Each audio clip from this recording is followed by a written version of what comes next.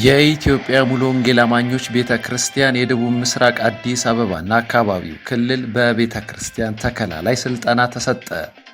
ሮብ ግንቦት 12 2018 ዓ.ም በአዋሪ ሙሉ ወንጌል አጥቢያ ክልሉ ባዘጋጀው የቤተክርስቲያን ተከላ ስልጠና ላይ የክላስተር መሪዎች፣ ከቤተ እምነቱ የመጡ የሚሽን ዲፓርትመንት አገልጋዮች በአጠቃላይ 40 ተሳታፊዎች ተገኝተዋል። የጸሎትና የዝማሬ ጊዜ በመጋቢ ኤልያስ አየለ ተካሂደዋል። በመቀጠል መጋቢ ሸቴ በለጠ የቤተክርስቲያን ተከላ የወንጌል ስርጭት አገልግሎት በሚል ርዕስ ስልጠናውን ሰጥተዋል። ተሳታፊዎችም በ6 ቡድን በመሆን በስልጠናው ላይ በተነሱ ርዕሰ ጉዳዮች ላይ የውይይት ጊዜ ተካሂደዋል። የስልጠናው ዓላማ ሚስዮናውያን ወንጌል ወዳልደረሰበት ቦታ ወንጌልን እንዴት ማድረስ እንዳለባቸው ግንዛቤ ለመስጠትና ሙሉ ወንጌል ቤተክርስቲያን ወንጌልን ለዓለም ሕዝብ የምታደርስ ከዚህ በላይ ሚስዮናውያን የምትልክ እንድትሆን ለማስቻል መሆኑን የግሎባል ሚሽን ሞቢላይዜሽን ዳይሬክተር የሆኑት መጋቢ ምህረት ከበደ ለዝግጅት ክፍላችን ገልጸዋል። ይህ የቤተክርስቲያን ተከላ ስልጠና ለ5 ዙር እንደሚካሄድና በየ3 ወሩ እንደሚከናወን ተገልጿል።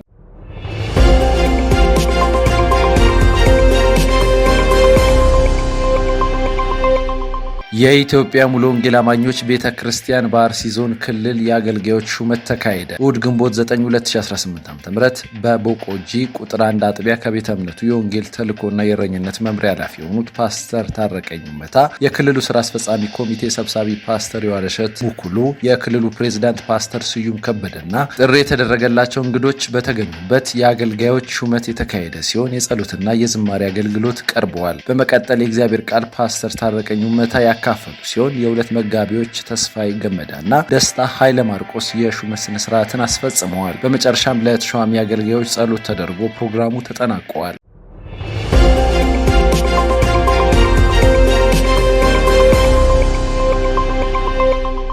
የኢትዮጵያ ሙሉ ወንጌል አማኞች ቤተክርስቲያን የደቡብ ምስራቅ አዲስ አበባና አካባቢው ክልል ማዕድ ማጋራትና የወንጌል ስርጭት ጊዜ ተካሄደ። የአቃቂ አዲስ ከተማ ገላን ሙሉ ወንጌል አጥቢያ ግንቦት 5 2018 ዓ.ም ከምሽቱ 4 ሰዓት እስከ 7 ሰዓት ድረስ ጎዳና ላይ ላሉ ሰዎች የወንጌል ስርጭትና ማዕድ ማጋራት ጊዜ ተካሂደዋል። ሐሙስ ግንቦት 6 2018 ዓ.ም ከ3 ሰዓት እስከ 7 ሰዓት ድረስ ወንጌል ስርጭት በማካሄድ ለ423 ልጆች አዋቂዎች ማዕድ የማጋራት ጊዜ ተካሂደዋል። አርብ ግንቦት 7 2018 ዓ.ም ከ80 በሚበልጡ መዘምራን መጋቢዎች የምስክርነት አገልጋዮች በገላን ኮንዶሚኒየም ወረዳ 4 እና 12 አካባቢ በ6 ቋንቋ ማለትም በአፋን ኦሮሞ፣ በትግረኛ፣ በጉራጉኛ፣ በሲዳምኛ፣ በወላይታ ቋንቋ ወንጌል ተሰብከዋል። ጌታ በብዙ ጸጋ እንደረዳቸውና በመቶዎች የሚቆጠሩ ሰዎች ወደ እግዚአብሔር መንግስት እንደተጨመሩ የአጥቢያ መሪ እረኛ የሆኑት መጋቢ ግርማ ለዝግጅት ክፍላችን ገልጸዋል።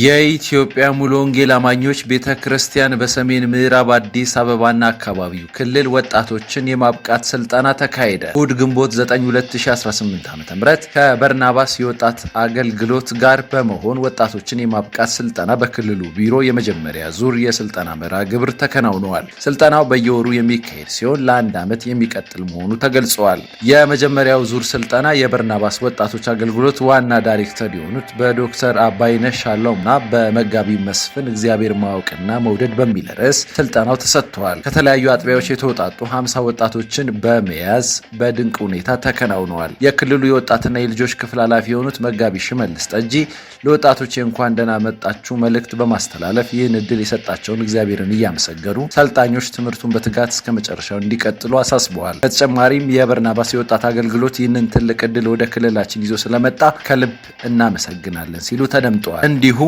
ሁሌ ወጣቶችን በመላክ ከክልሉ ጎን የሚቆሙትን አጥቢያዎችን አመስግነዋል። ስልጠናው እጅግ ጠቃሚ መሆኑ ተሳታፊዎች ወጣቶች ገልጸዋል።